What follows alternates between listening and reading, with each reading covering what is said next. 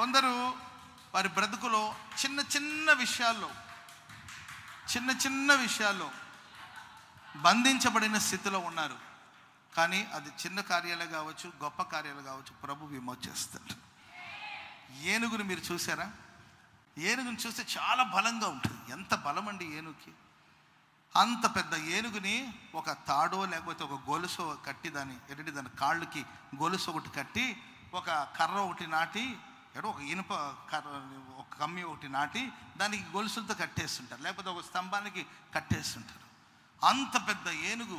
అవి కానీ చెట్లని ఒకవేళ పెళ్ళగించాలనుకుంటే వేళ్లతో పాటు పెళ్ళగించగలిగిన శక్తి దానిలో ఉన్నప్పటికీ అదొక చిన్న కార్యానికి ఒక చిన్న గొలుసు. ఆ గొలుసు ఎంత భాగ్యం! ఆ గొలుసును తెంచుకోవడం పెద్ద కష్టమా? పెద్ద పెద్ద లారీలు కూడా తీసి అక్కడ పక్కన పడేసేంత శక్తి దానికి ఉంది. పెద్ద పెద్ద చెట్లను కూడా వేళ్లతో పాటు పెళ్ళగించగలిగినంత స్ట్రెంత్, శక్తి, సామర్థ్యం దానికి ఉంది. కానీ దాన్ని ఆ ఏనుగును నడిపించేవాడు ఉన్నాడు కదండి, దాని మైండ్ని ఎలా మోటివేట్ చేశారంటే, నువ్వు పిరిగివాడివి, నీ బలహీనుడివి, నీ బతికి ఎంత అని చెప్పి ఒక చిన్న గొలుసుతో దాన్ని అలా ట్రైనింగ్ ఇచ్చి, చిన్న గొలుసుతో ఒక చెట్టుకో లేకపోతే ఏ స్తంభానికో కట్టేస్తే లైఫ్ లాంగ్ పాపది అలాగే పడి ఉంటుంది. అది అనుకుని నా బలం ఇంతేనేమో అనుకుని అలాగే ఆ గొలుసే నన్ను బంధించింది అనుకుని కొనసాగించబడుతూ ఉంటుంది. విశ్వాసయాత్రలు సాగిపోతున్న దేవుని బిడ్డలారా, మీ జీవితాల్లో కూడా చాలాసార్లు చిన్న కార్యాలే అవి.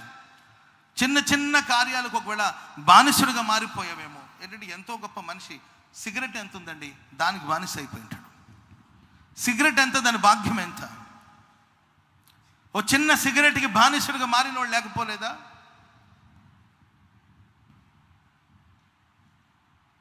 మందుకు బానిసనైన వాడు లేకపోలేదా? శాంసన్ ఎంతటి బలవంతుడండి, ఎంత పరాక్రమశాలి, ఎవరికి బానిస అయ్యాడండి? ఆఫ్టర్ ఆల్ అనకూడదు, స్త్రీలు బలవంతులే. ఏంటండి ఎంత బలవంతుడు! ఒక వేశ్య చేతిలోనికి వెళ్ళి చిక్కుకుపోయాడు. నీ బలం ఎంత, నీ శక్తి ఎంత, నీ సామర్థ్యం ఎంత, నీ అభిషేకం ఎంత? 1000 మంది సైన్యం ఒకేసారి నీ మీద దొంబిగా వచ్చి నిన్ను పట్టుకోవాలని ప్రయత్నిస్తే 1000 మంది వచ్చి నిన్ను బంధించాలని చూశారు. కొత్త తాడు తీసుకొచ్చి నిన్ను బంధించేశారు.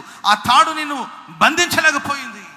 ఆ 1000 మందిని హతమార్చి విజయం సాధించిన గొప్ప శాంసన్, అంతటి అభిషేకం తనలో ఉన్నప్పటికీ ఓ చిన్న విషయానికి ఆయన బానిసులుగా మారిపోయి చివరికి కళ్ళు ఊడబెరుక్కొని, కళ్ళు పోగొట్టుకొని, దర్శనాన్ని పోగొట్టుకొని, శత్రువుల మధ్యలో ఆట వస్తువుగా మారిపోయాడు.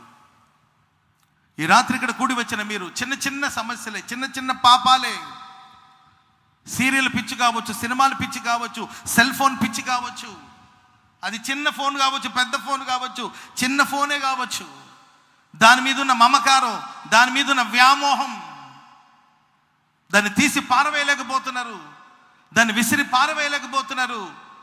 మరి ఈ ఫోన్ కాల్లో మాట్లాడకపోతే ఏమైంది?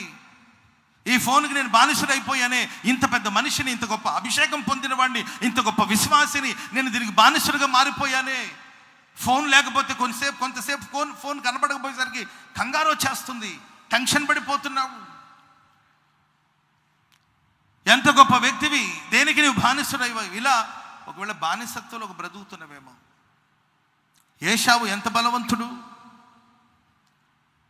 గొప్ప మృగాలన్నిటిని వేటగాడు, గొప్ప మృగాల్ని చీల్చి పక్కన పడేస్తాడు, అంతటి బలవంతుడు. కానీ చివరికి ఆయన ఎక్కడ బానిసుడు అయిపోయాడంటే, ఆఫ్టర్ ఆల్ ఒక పూట, అది నాన్ వెజ్ ఫుడ్ కూడా కాదండి, వెజిటేరియన్ ఫుడ్ అనమాట. ఒక్క పూట కూటి కోసం జ్యేష్ఠత్వపు హక్కును అమ్మివేసిన ఏశావు వంటి భ్రష్టుడైనను, వ్యభిచారి అయినను ఉండునేమో, జాగ్రత్తగా చూచుకోమంటాడు పౌలు గారు. ఒక్క పూట కూటి కోసం, ఒక్క పూట తిండి కోసం తిండికి బానిస అయిపోయావా? లేకపోతే పాపానికి బానిస అయిపోయావా? లేకపోతే చిన్న అలవాటికి బానిసుడుగా నువ్వు మారిపోయావా? సర్వశక్తి గల దేవుడు మనతో మాట్లాడుతున్నాడండి.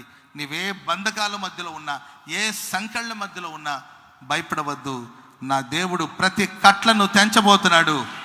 బంధకాలు ఊడిపోయేటట్లు ప్రభు చేయబోతున్నాడు. కాడి పలుపును దేవుడు తెంపబోతూ ఉన్నాడు. గొప్ప విడుదల దయచేయబోతున్నాడు. విమోచించబోతున్నాడు. విడుదల దయచేయబోతున్నాడు. భయపడవద్దని దేవుడు అభయం ఇచ్చుచున్నాడు. స్తోత్రం చెప్పండి అందరూ గట్టిగా హల్లెలూయా.